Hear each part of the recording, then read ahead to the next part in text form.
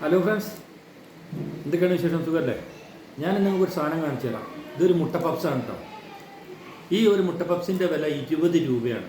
ഈ 20 രൂപക്ക് ഇതിൻ്റെ ഉള്ളിൽ എന്തുള്ളതെന്ന് നമുക്കൊന്ന് നോക്കണ്ടേ. 20 രൂപയാണ് ഇപ്പോൾ കടക്കാർ വാങ്ങിക്കുന്നത്. ഇത് കണ്ടോ? ഈ അര കോഴിമുട്ട ഉണ്ട്. ഒരു കോഴിമുട്ടൻ്റെ വില 7 രൂപയാണ്. അപ്പോൾ ഇതിൽ അര കോഴിമുട്ടയുള്ളത്, അത് നോക്കിക്കോളി. പിന്നെ ഉള്ളത് ഇതാ, ആകെയുള്ള മസാല കേട്ടോ ഇതിലുള്ള ഇതാ, ഇത്ര മസാല ഉണ്ട്. ഇതാ ഒരു എന്താ പറയുക, ഒരു കോഴി തൂറി അത്രയും കൂടി ഇല്ല. ഈ സാധനത്തിനാണ് കടക്കാർ 20 രൂപ വാങ്ങിക്കുന്നത്. ഈ ഒരു പിന്നെ വെളിച്ചെണ്ണയ്ക്ക് വില കൂടിയിട്ടുണ്ട്. 440 രൂപയാണ് ഇന്നിപ്പോൾ വെളിച്ചെണ്ണയ്ക്ക് വില. പക്ഷെ എന്തായാലും ഈ ഒരു മുട്ട പപ്സ് ഇവർ വെളിച്ചെണ്ണയും കൊണ്ട് ഇവരുണ്ടാക്കില്ല. പിന്നെ മൈദക്ക് വില കൂടിയിട്ടുമില്ല. 10 രൂപ, 12 രൂപ, 15 രൂപ, 17 രൂപ എന്നൊക്കെ പറഞ്ഞ് ഇപ്പോൾ 20 രൂപ മേലേക്ക് എത്തിയിട്ടുണ്ട്.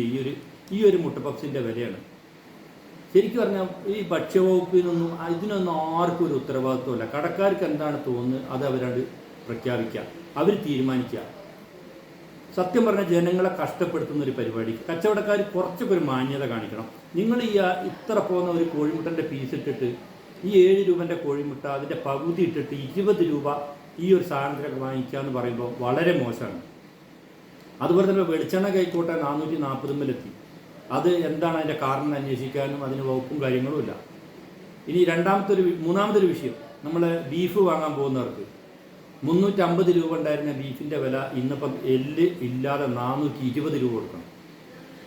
അത് കച്ചവടക്കാർ, സത്യം പറഞ്ഞാൽ നമ്മുടെ കേരളത്തിൽ കച്ചവടക്കാർ തീരുമാനിക്കും അവരോട് കൊടുക്കുന്ന വസ്തുവിന് എന്ത് വില വേണമെന്നില്ല. അത് ജനങ്ങൾ വാങ്ങിക്കൊള്ളണം. അതാണ് ഇപ്പോഴത്തെ ഒരു അവസ്ഥ. അപ്പോൾ ഈ ഒരു പ്രവണതയൊക്കെ മാറണം. അല്ലെങ്കിൽ പിന്നെ നമുക്ക് ഒരു ഭക്ഷ്യവകുപ്പിൻ്റെ ഒന്നും ഒരു ആവശ്യമില്ലല്ലോ. അങ്ങനെ ഒരു ഭക്ഷ്യവകുപ്പിൻ്റെ ആവശ്യം തന്നെയല്ല. ജനങ്ങൾക്ക് തോന്നുന്ന വിലക്ക് വിൽക്കാനും അത് പാവപ്പെട്ടവർ വാങ്ങിക്കാനുമാണെങ്കിൽ പിന്നെ അങ്ങനത്തെ ഒരു വകുപ്പ് എന്തിനാണ് നമുക്ക്? സത്യം പറഞ്ഞാൽ കടകളിൽ കച്ചവടക്കാർ അവർക്ക് തോന്നുന്ന വില പറയും, അത് നമ്മൾ പോയി വാങ്ങിക്കുക. എന്നും കഷ്ടപ്പാട് പാവപ്പെട്ട ജനങ്ങൾക്ക് മാത്രമാണ്.